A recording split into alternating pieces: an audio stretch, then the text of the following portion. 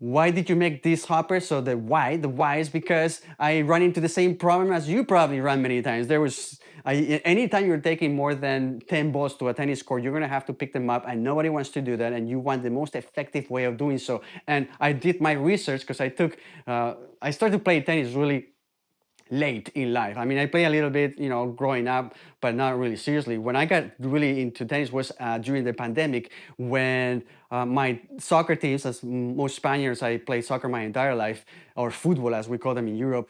And you know what? They dissolved the teams. I couldn't play anymore, and I wanted to stay fit. And I picked up tennis. I fell in love with it right away. I discovered how difficult the sport is. You think that hitting a ball across the net would be simpler because it looks pretty straightforward, right? But it's actually quite difficult to master, to get to a degree where you can actually serve or have any kind of accuracy when you're serving or when you're doing your forehand and your backhand, and rallying for more than 20 shots is something that it takes a long time to master. Anyways, so then I took some classes and I realized, I'm paying so much money for these classes, and a big chunk of the classes I'm picking up balls. There has to be a better way. I bought I bought this, obviously, the Wilson 75 ball wire basket. I also bought the tubes, and I bought a hopper. And you know what? I was not convinced. And when you're not convinced on something, you look for a better solution. And if you don't find it and you have the skills and the time, then you build something